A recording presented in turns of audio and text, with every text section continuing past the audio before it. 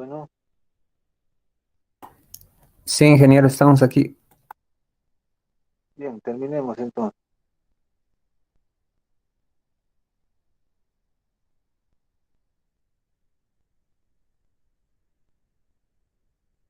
Última ronda de preguntas. Ya no va a haber, creo, para tiempo para reforzar. Entonces, nos vamos con el grupo 1. Vamos a hablar sobre un temita que siempre, Inge todavía no está compartiendo pantalla. sí, sí, sí, sí, esto estoy viendo ahorita. Ahí está.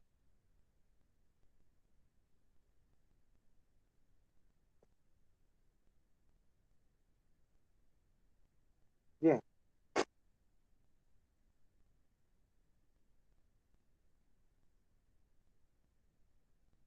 bueno, hablemos entonces de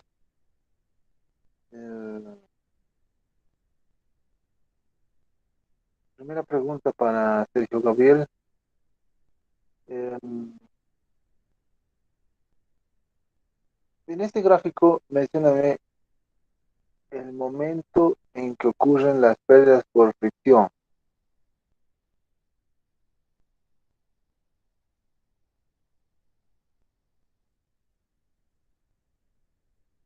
Y como pregunta complementaria, ¿en qué caso podría haber pérdidas por fricción en un elemento pretesado?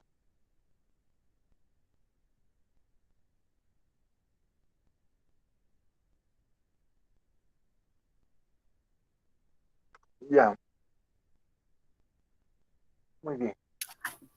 Siguiente pregunta para Magalí. Ok. ¿En qué fase o número se realiza la transferencia de la fuerza de pretensado? Am, en la fase uno ingeniero. No, Ah, la no, perdón, transferencia se perdón, produce en el número en fase 2, en el 4. número 2 ingeniero. Pero no he visto bien el gráfico, disculpe. Franklin, Perdón, Franklin, Sí, ingeniero. va a escuchar bien la pregunta. ¿En qué fase se inicia el fenómeno de fluencia? ¿En qué número o en qué fase se inicia el fenómeno de fluencia? En, en el 4, ingeniero. ¿Qué es la fluencia? Es la, la pérdida de volumen por una fuerza de compresión, en este caso de la tensión del cable. No es la pérdida de volumen, ¿no? Sí, pérdida de volumen. No, no. La fluencia es la deformación del hormigón bajo una tensión constante en el tiempo. Carlos, Sí, ingeniero. dígame en qué fase o en qué número se inicia el fenómeno de retracción. Se inicia en la fase 2, ingeniero. ¿Qué es el fenómeno de retracción?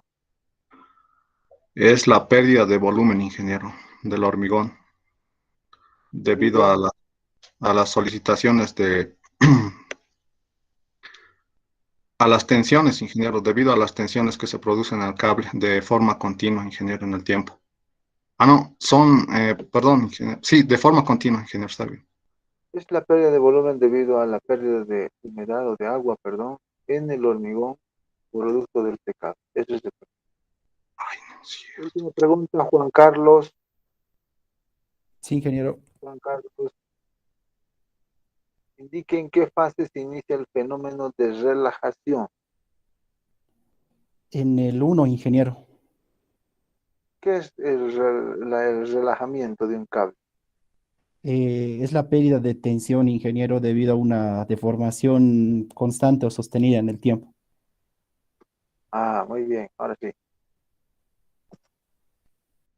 Bien, entonces vamos a la siguiente imagen. Vamos ahora de este lindo puente. Ustedes, ¿no? Entonces dígame, Erika Bautista,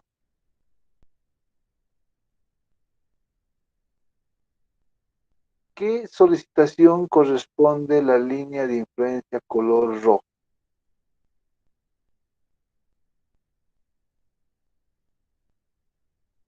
¿A qué solicitación corresponde la línea de influencia color rojo?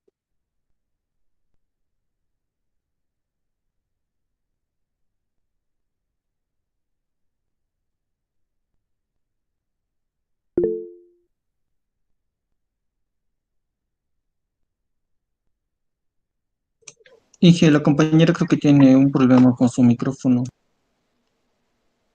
Creo que sí, ¿no? Sí, sí, Lo sí, vas a sí, dejar pendiente, porque el examen es oral, no es sí, escrito. sí, ingeniero. Leonard El momento Douglas, es el momento en el apoyo C, ingeniero, va a disculpar. Leonard Douglas, por favor, voy a dibujar una línea de influencia y me va a decir a cuál corresponde. Bien, ingeniero.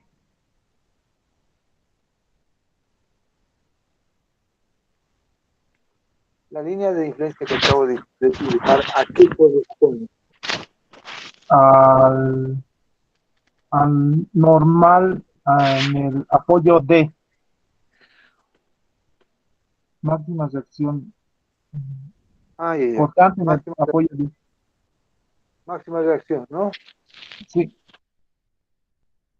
Ya. Vamos, vemos a la señorita, espero que tenga anotado su micrófono, ¿no? Sí, ingeniero, ahora sí. Ahora sí, ingeniero. A ver, dígame, eh, la línea de influencia, ¿a qué corresponde que estoy dibujando?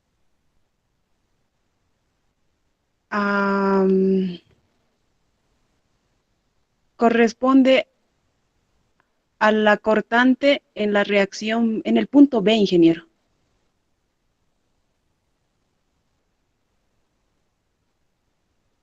No corresponde a ninguno. ¿Sí? Ese es un error que suelen cometer algunos de sus compañeros al momento de dibujar las líneas de inflexión. Walter Edwin, Sí, ingeniero, lo escucho. a ver si una carga P, bueno, si un tren de carga se aplica en el tramo central aquí, es posible que yo encuentre o es posible que yo pueda aplicar el teorema de Barré para encontrar el máximo de los momentos. Sí, ingeniero, porque el tramo central actuaría como una viga simplemente apoyada. ¿Y qué recaudos debería tomar para que no tenga inconvenientes con el método? En todo caso, como va a ser simplemente apoyada, que no exista un tipo de reacción en los tramos, bueno, en el tramo CD y antes, ¿no? En el pequeño tramo que hay, y también el AB, solamente que esté actuando el tramo que estaría con las dos rótulas, ingeniero.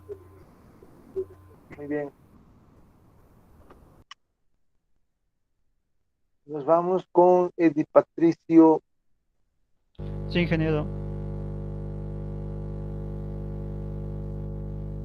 ¿Cuál es la ventaja que tiene Gerber respecto de una viga continua? Es que Gelbert tiene la disposición de Gelbert lo asume como una estructura isostática, entonces la determinación de las líneas de influencia es más práctica, a diferencia de una estructura hiperestática que tiene sus desventajas. ¿Por qué es tan famoso Gerber?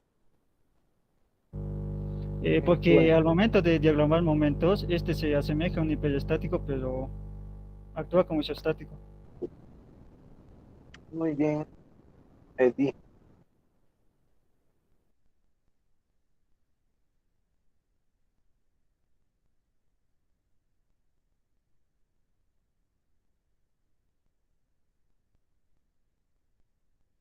Bien.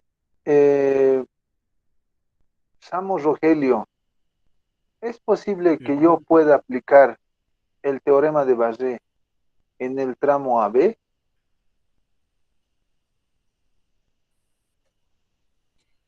Ah,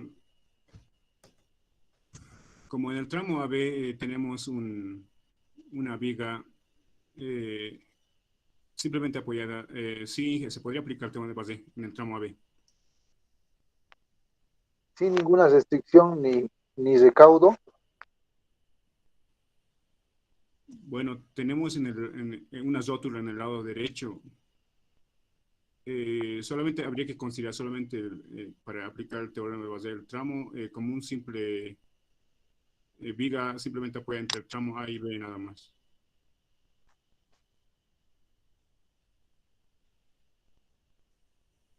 Sí, podemos aplicar Barré con la restricción de que si la solución que yo encuentro hace que uno de los trenes de carga caiga en esta parte, entonces, en toda esta parte, entonces Barré no funciona.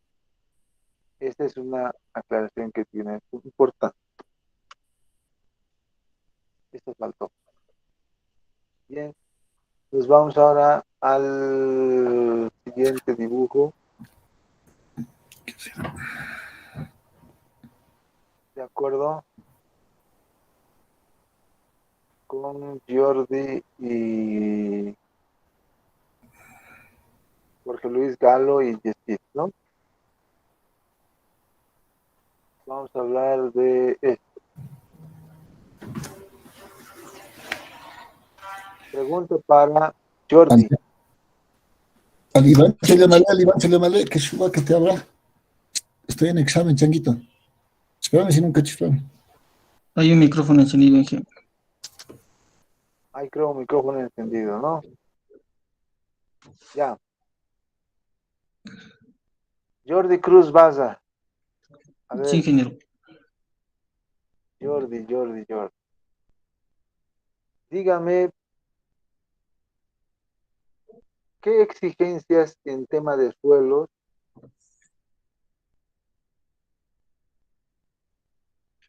me pide la tipología puente en arco de tablero superior? De tablero superior. Bien, primero, ingeniero, tiene que ser un buen suelo, ya que esta tiene reacción, bueno, tiene solicitaciones horizontales.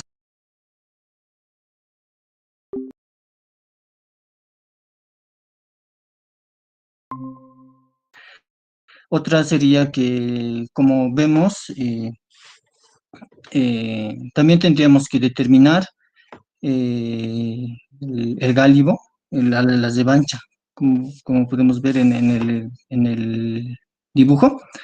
Y también eso, Inge, luego también las reacciones verticales que podríamos hacerlo con pilotes. Ya. Dentro del... ¿Usted qué entiende por el coeficiente de balasto? Es un parámetro El, que le sirve para el diseño de un puente en arco. el coeficiente de balasto. No, no, ingeniero. No, no, sí. Ya. Gran parte de la respuesta está bien, pero esa parte dice que no le sirve, ¿no? Bueno, pues la tensión admisible es un parámetro para calcular si una fundación aguanta, pero también para hacer diseños estructurales, un factor que se suele tomar o un dato que se suele tomar es el coeficiente de balasto, que permite representar mediante resortes al terreno y esos resortes son verticales y horizontales en el caso de puente en arco. Aquí en este puente, en tablero superior, no hay revancha, solo hay gálibo, ¿no? Revancha es solamente cuando hay, cuando el NAME está muy próximo al tablero y hay que dejar esa distancia por recaudos de seguridad y ante el arrastre de sólidos del río, ¿no? De palos, de basura, ahí hay una vía navegacional. ¿De acuerdo? Entonces, ahí un poquito vamos a completar. Jorge Luis, ¿está?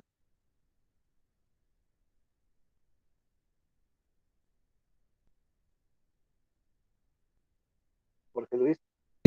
Sí, sí. Jorge Luis, indíqueme las partes de un puente de tablero superior y de un puente en arco de tablero inferior. Tablero superior. O mejor dicho, de un puente mixto, como es la primera figura, ¿no? Ya.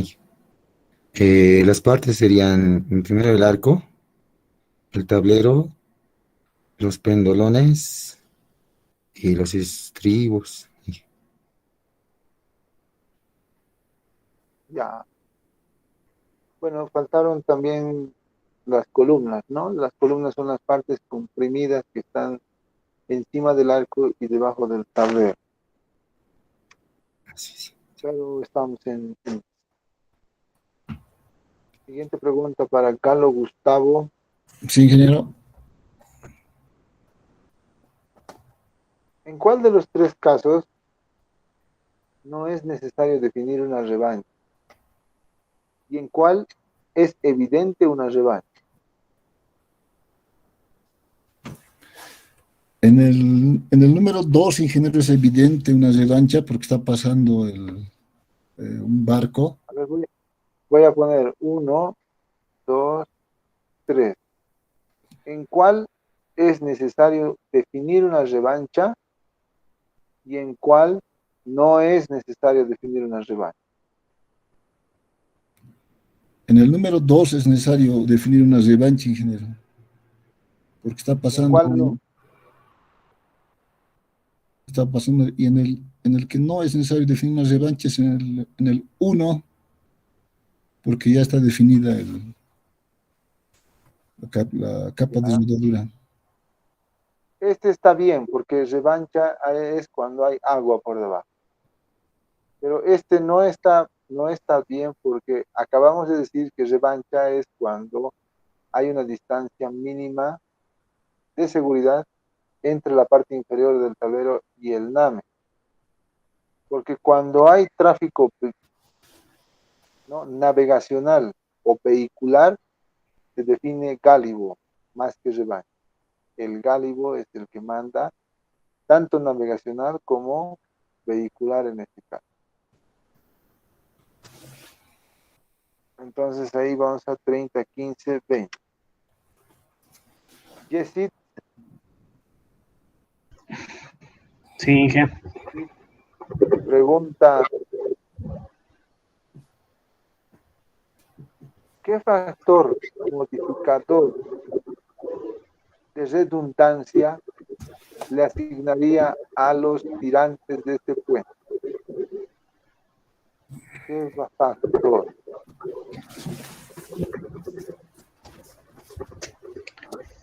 Cero 0.95, Inge, porque puede funcionar, o sea, no es muy importante, puede funcionar sin un pendolón. No puede colapsar, no colapsa. ¿Y al arco cuánto le asignaría? Al arco sí, 1.05, porque sí es muy importante. Muy bien, Yesid. Nicole Guadalupe Gabriel. ¿Está? Sí, Inge. Cámara on, por favor. Muy bien.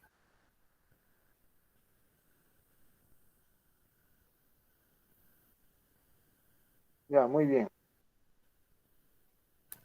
¿Por qué el tercer arco no transmite reacciones horizontales al terreno de fundación?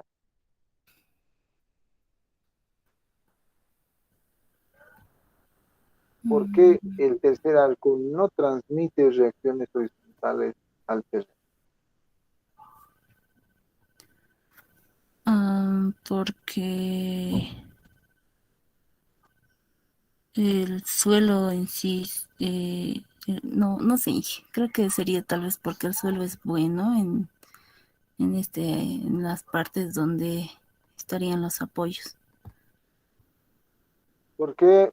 Porque en el anterior examen, cuando hice la misma pregunta, les decía que en un puente de tablero superior, donde el arco generalmente llega con unas reacciones en sus extremos, ella se contrarresta con la viga longitudinal, al cual se le aplica un pretensado generalmente, o sin aplicar un pretensado, contrarresta estas reacciones inclinadas, motivo por el cual al final solo transmite reacciones verticales. Es como una cercia prácticamente, ¿no? Ahí señorita Nicole Guadalupe tiene que, ahí estamos flaqueando, ¿no?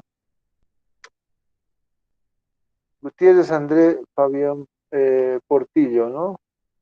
Siguientes preguntas. Sí, sí, Inge, estoy acá. Se trata de esto.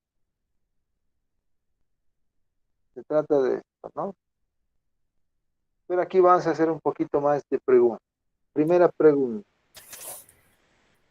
¿Cuáles son las partes de un juego de anclaje? De un juego de anclaje, a ver, está la placa, la corona y las cuñas.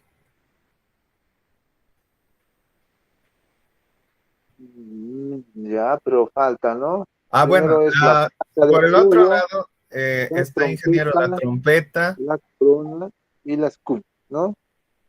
Esa Sí. precisión tenemos que tenerla porque si no nos quedamos chutos.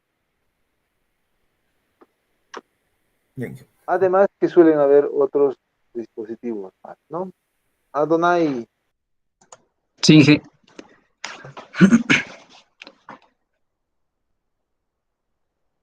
¿en qué momento o por qué razón más o menos, perdón, por qué razón yo decido muchas veces cesar de ambos lados esta vía? Ingeniero, es porque que ocurren muchas pérdidas porque la viga es muy larga, es superior a los 20 metros, ingeniero.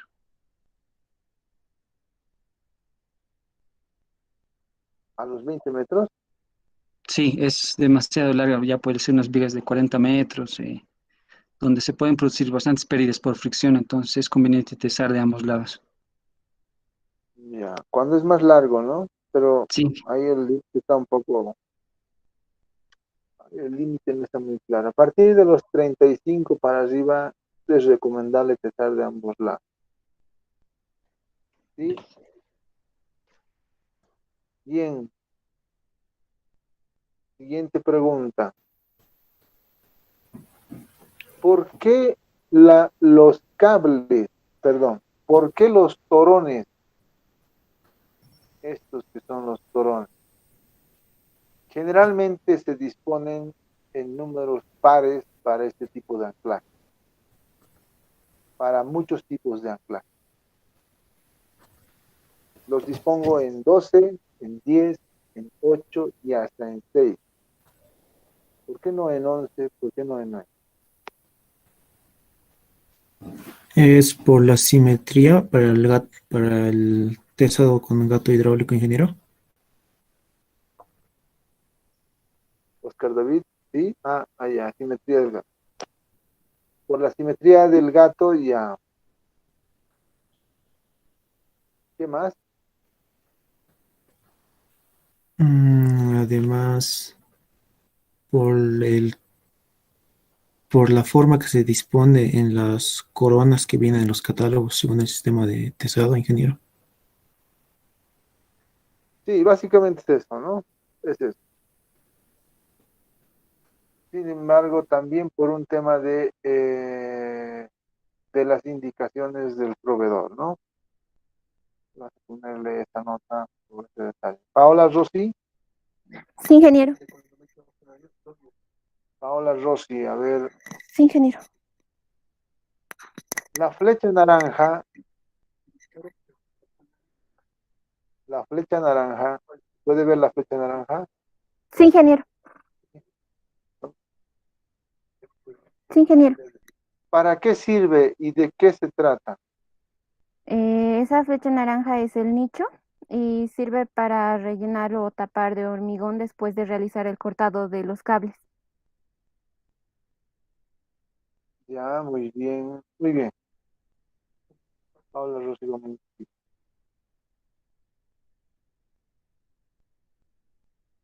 Iván José Machaca. Presente, ingeniero.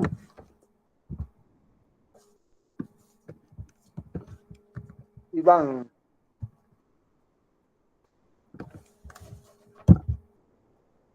Cuando uno testa, cuando uno realiza el testado, ¿dónde generalmente se apoya el gato? ¿En la corona, en la placa o en el hormigón o en qué combinación? En la placa de apoyo, ingeniero.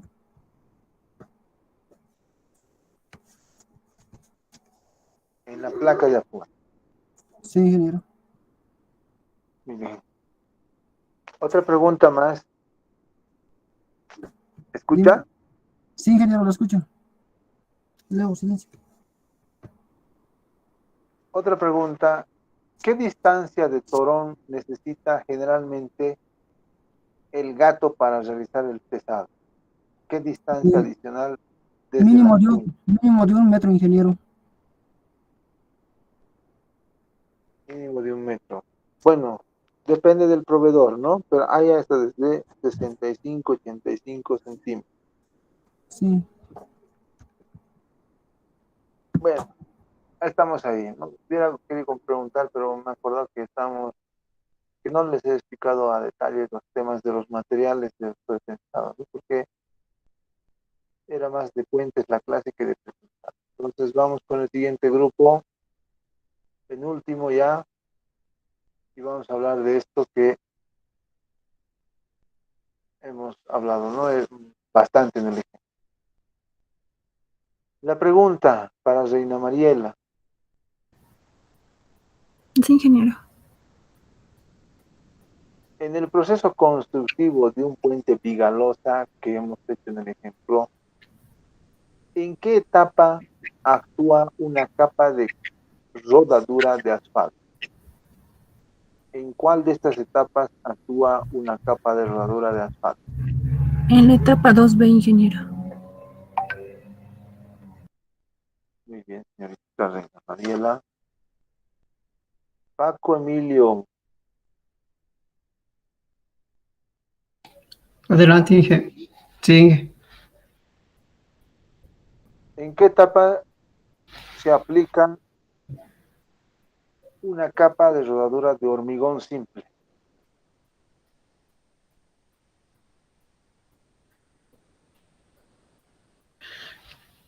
De hormigón simple. Sí. 2A. 2A, ¿no? Poquito ya, digamos, reitosa. Penúltima pregunta.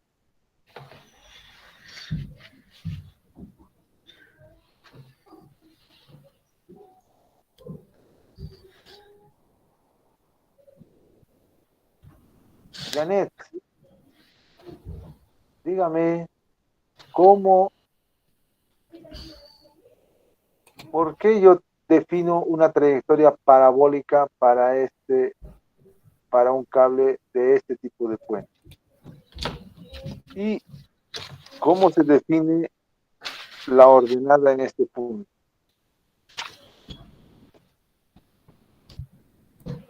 La ordenada en este punto, ingeniero, es la flecha y se considera ese tipo de cable que va, o sea, ¿Por qué es parabólico esta trayectoria?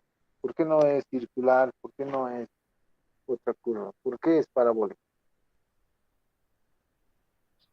porque va a haber momento, ingeniero, en el apoyo central para compensar.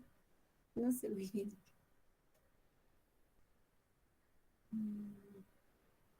Si no, no recuerdo, ingeniero, no recuerdo bien.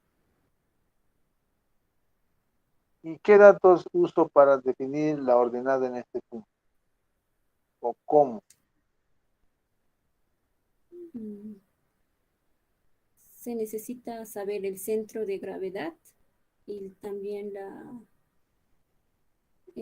la posición, o sea, la ecuación del cable necesitamos saber para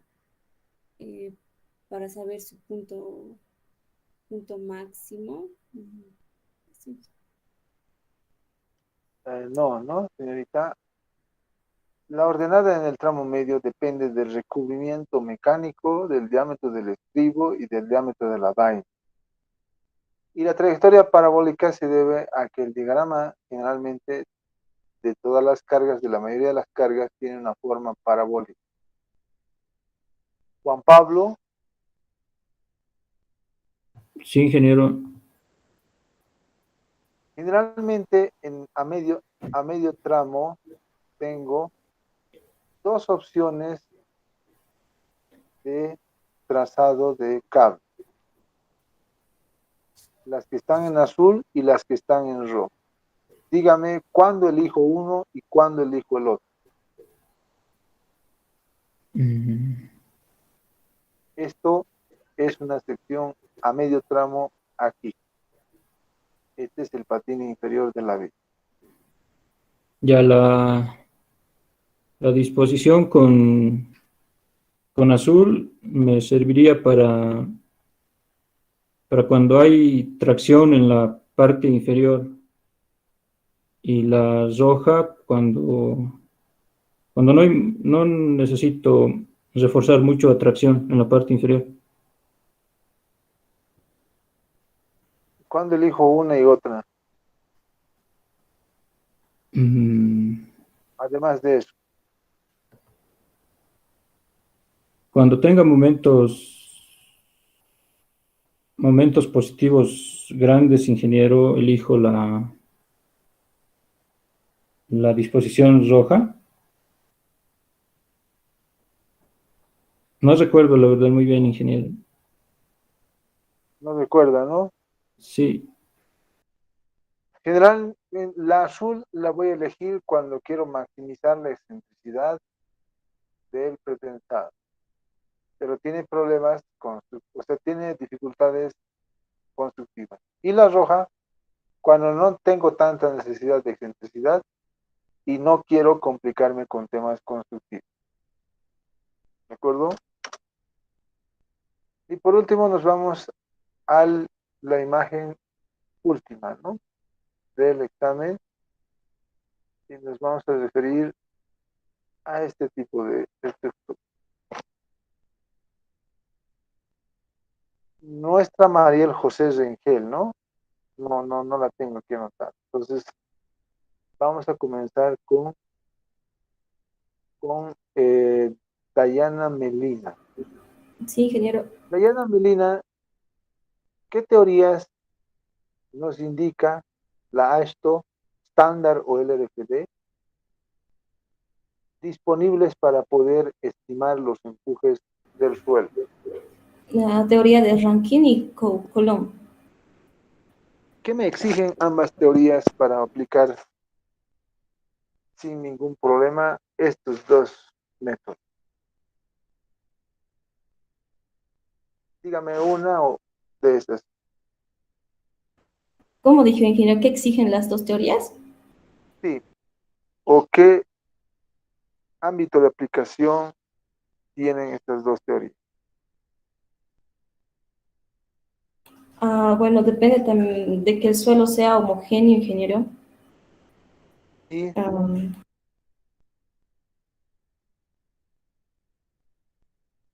bien, ¿no?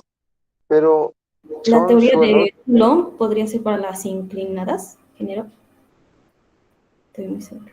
más o menos, pero lo más importante es que los suelos son aplicables y son adecuados para aplicar estas teorías cuando son granulares y no cohesivos, ¿no? Los cohesivos sí tienen más complicación, especialmente con Coulomb. Soria Limachiren está. Sí, ingeniero. Bueno, a ver, ¿qué ensayos de suelos se necesita para poder realizar el diseño del muro? Para el diseño del muro necesitamos el ensayo de corte, el ensayo de los límites de Attenborough. También necesitamos el ensayo de, eh, um, de, mm,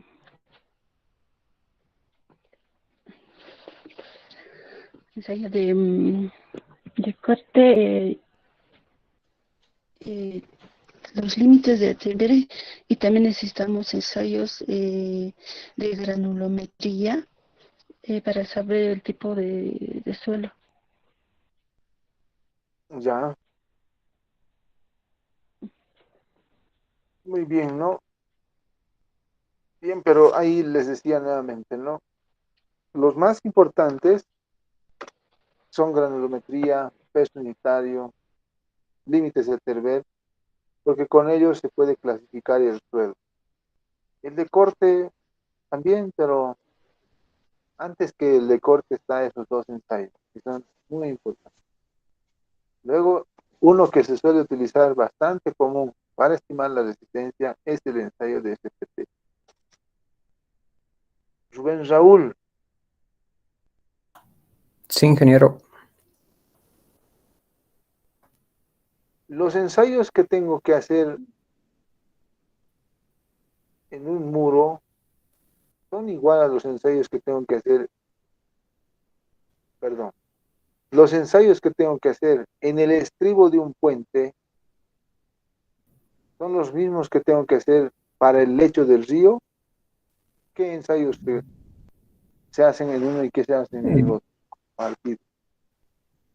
¿Qué ensayos Perdón, son para comunes? el río me dijo. Sí, para el río, para estimar la socavación. Son los mismos que para estimar un muro de estribo. En realidad, en el lecho del río hacemos otros tipos de ensayos también para calcular la socavación, pero si fuera para las pilas, serían los mismos. Tendríamos que hacer los estudios de suelos los mismos. Y Ya, más que todo para determinar la cota de fundación. está bien, Y los ¿no? de socavación también nos sirven para la cota de fundación, añadiéndole 2 metros más, creo, me parece que era, y No, hasta llegar a un terreno bueno. no son los mismos ensayos, no son los mismos ensayos que se hacen. ¿Cuáles son? Antes de que le... Ya sería para la clasificación del suelo, granulometría y los límites de Atterberg. Y en caso de que fuera, ¿qué se llama esto? Estribo y en el lecho del río para la pila, tendríamos que tener también el peso específico del suelo. Pero en el lecho del río deberíamos de también calcular el peso unitario, ¿no? Muy bien, ¿no? Ese es, sí, en ambos se hace granulometría, en ambos se hace peso unitario muchas veces. Más importante es en socavación. En uno se hace en forma de los granos, diámetros de los granos, superficies, forma del, ¿no? La irregularidad de los granos.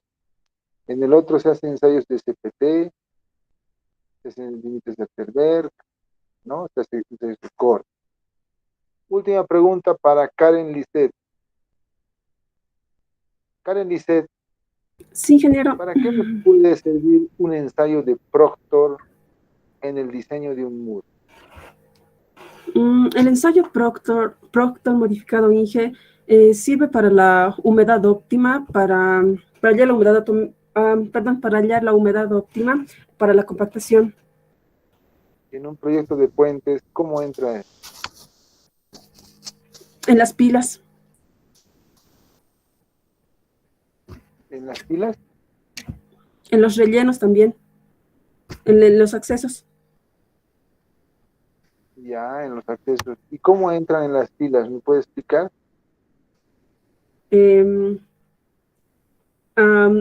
Inge, tal vez en... Es que, no, pero Inge me ha confundido porque estaba pensando en socavación primero. Ya, está bien. Estoy confundido, ¿no? Pero ahí, Sí, perdón. por su confusión, le vamos a poner esta nota. Bien, estimados alumnos, hemos acabado. Ahí están las notas del examen final. ¿De acuerdo? Ya no nos da tiempo para hacer un refuerzo a sus alumnos, a sus compañeros que les ha ido mal, tal vez, pero lamentablemente el tiempo se nos ha acabado. Me les debo el tercer examen, la parte práctica, y con ello ya estaría, digamos, cerrado, ¿no? Solo les debería. Por esta vez yo les voy a poner a todos 100% en la asistencia, porque entiendo que es complicado, ¿no? Asistir y todo ello, y a manera también de ayudarles en su nota. Yo ya les he pasado los exámenes, ¿no? Voy a pasarles esta noche el resto, el tercer parcial práctico, y si hay alguna duda, o sea, algún reclamo de que no considerado alguna parte del examen, mañana me escriben al WhatsApp para decirme tal lugar, tal página, ¿no? Pero ya revisen bien, porque en esa segunda revisada a veces yo desestimo, digamos, procedimientos, ¿no? ¿Qué quiero decir con eso? Que en estas calificaciones trato de incluir un puntaje por el procedimiento que hace, ¿sí? Inclusive por la presentación y la claridad del examen. Evidentemente les dije que podían usar cualquier programa para poder calcular propiedades y todo, pero todo tendría que ser manuscrito, ¿no? O sea, puesto en desarrollo. Entonces, en ese sentido, ¿no? Y en el cuestión de prácticas he sido un poco, me he ido más a la respuesta y a la claridad, digamos, del desarrollo. En cambio, en el examen me da un poco más de tiempo para poder saber cada paso si han hecho bien o han hecho mal.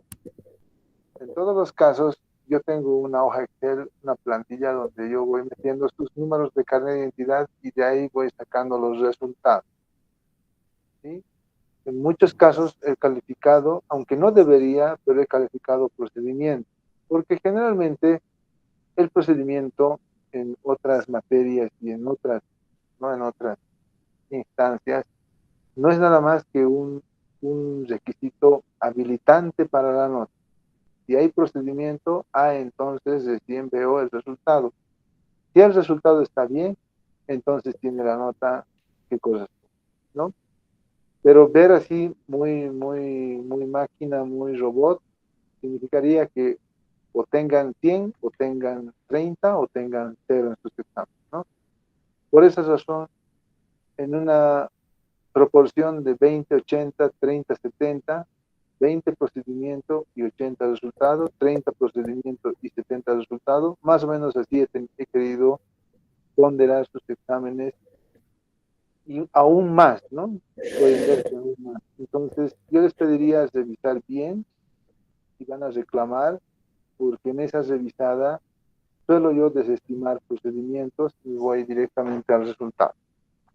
De todas formas, a veces yo tampoco soy un robot y puede ser que alguna página no la lea o alguna hoja, como alguna vez me pasó.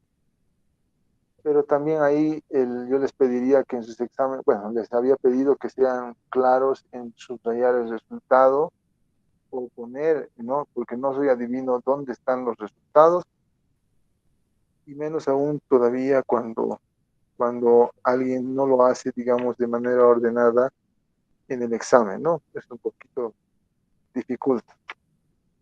Bueno, entonces, sin más, no sé si alguien tiene algún comentario. Yo ya me despido de ustedes con toda. ¿Sí? Dije, disculpe, somos pocas personas que estamos con nota baja. No sé si nos pueda dar una oportunidad más. Somos poquitos. Dije, Lo va que a ser pasa es que un ratito. nos hemos excedido en el tiempo. Tengo una, Dije, por favor, somos poquitos. lo que sí no tengo preparado tampoco las preguntas, y no vamos a, pues nos ha vencido el tiempo, lamentablemente. ¿Sí? Entonces, bueno, no, eso es lo que no hemos podido, ¿no? Además, yo estaba pensando simplemente dos preguntas, ¿no? Y el primero que responda, usted es el que me mejoraba en algo la nota. Bueno, pero Puede es ser así. Somos poquitos. a ver, y voy a hacer dos preguntas entonces. Dos preguntas, a ver. Gracias, ingeniero. Y no sé si, a ver, voy a escoger. Tenemos aquí la señorita Gabriel.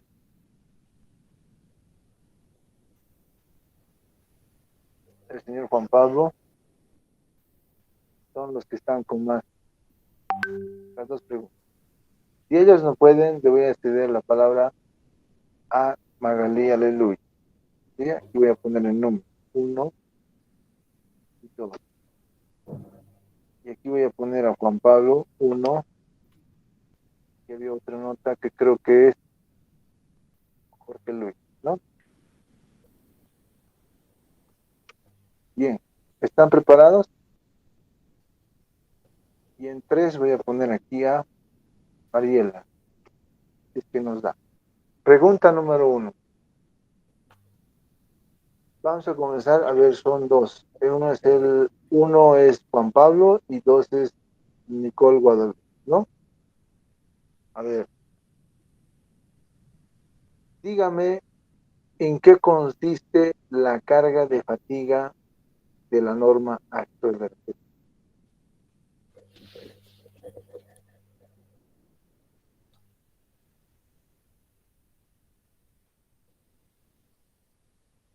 Pregunta Jorge Luis, ¿en qué consiste la norma de fatiga de la norma acto LRTD?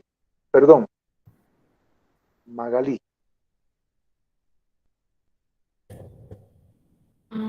Inge, es una carga que se realiza para un camión de diseño.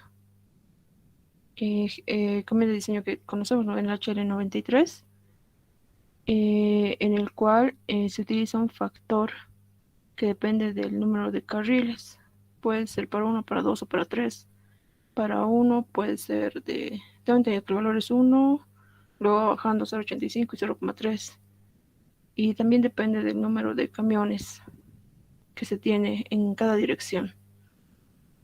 Muy bien. Nicole Guadalupe, ¿no tiene nada? Ya, me voy con la siguiente pregunta.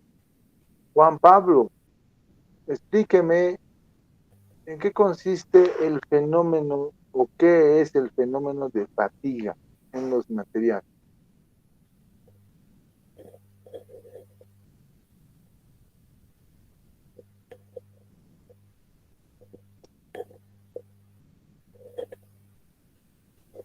Ingeniero, el fenómeno de fatiga es,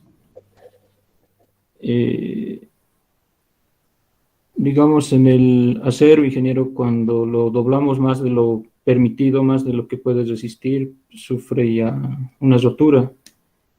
Ese es el fenómeno, ingeniero, que le puedo decir como ejemplo. Jorge Luis, ¿qué entiende por el fenómeno de fatiga? El fenómeno de fatiga es en que cuando, digamos, por ejemplo, al alambre, lo hacemos, lo doblamos, lo desdoblamos, al hacer actos reiteradas veces esto, pasa ese fenómeno, ya que con eso ya se va a romper. Más o menos, ¿no? Pero en realidad es la oscilación de las tensiones en el tiempo. Eso es la fatiga. Vas a aumentar 10 puntos más ahí, o sea, 5.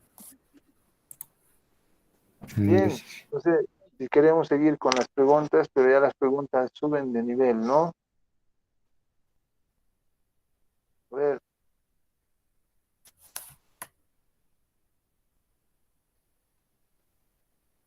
No hay más. Tenemos las dos preguntas, ¿no? A ver, no sé si esto ustedes han leído mis apuntes. Voy a hacer una última pregunta a las dos que están al final del ranking, ¿ya? De las notas. Comenzamos con Juan Pablo, a los dos, pero Juan Pablo. ¿Cuáles son las imprecisiones que hay en ingeniería y especialmente en ingeniería de puentes que debemos tener cuidado? Imprecisiones.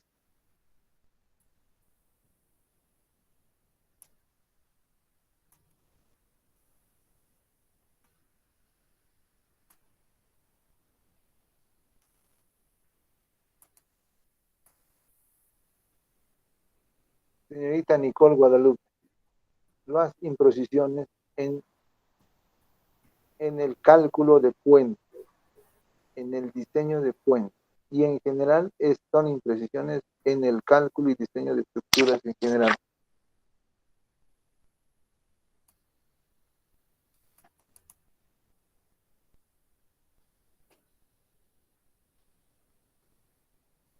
Está la señorita Nicole Guadalupe.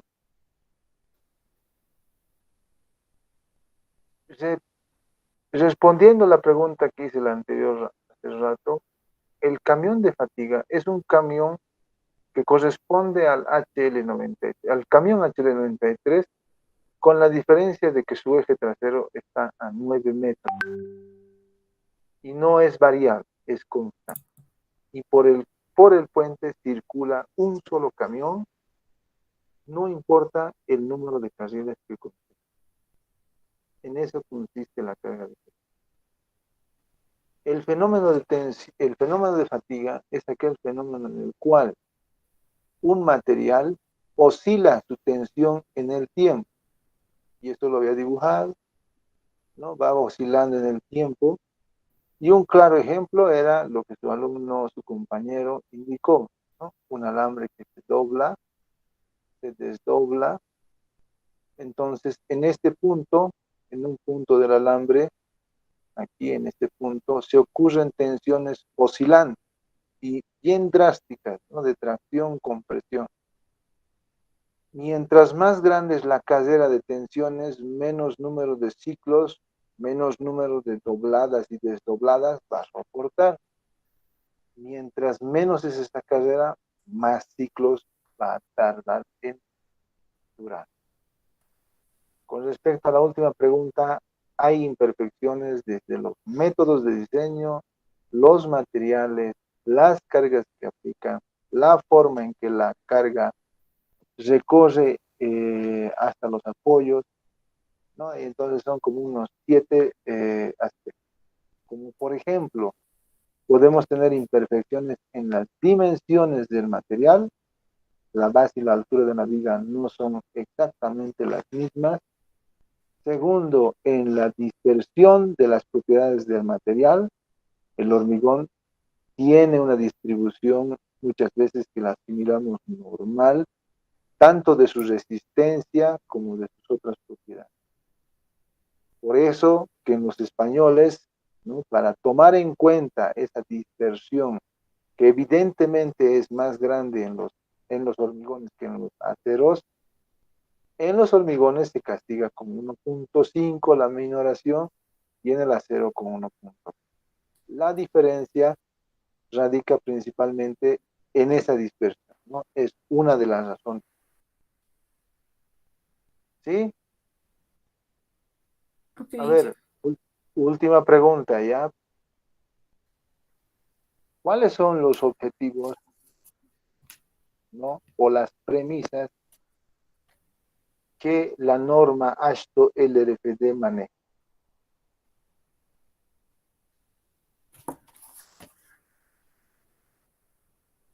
Solo la primera que me responda le voy a asignar la nota.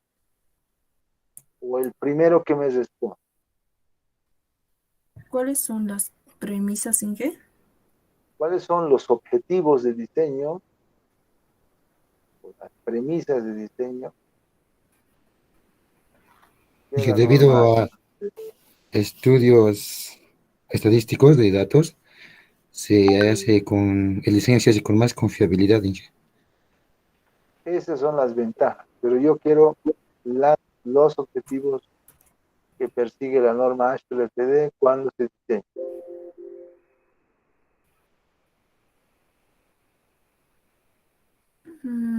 A ver, Inge, un momentito. Hasta donde yo recuerdo, primero se empezó con la norma estándar y la LRFD se ha implementado para... hasta donde yo recuerdo, Inge, la norma LRFD tenía más acápites para diseño, más que la AASHTO, y más que el estándar, Inge. Más acápites de diseño y aparte tomaba nuevos factores de modificación, ¿no? Y los de resistencia, durabilidad y importancia, de utilidad e importancia entre los principales, digamos.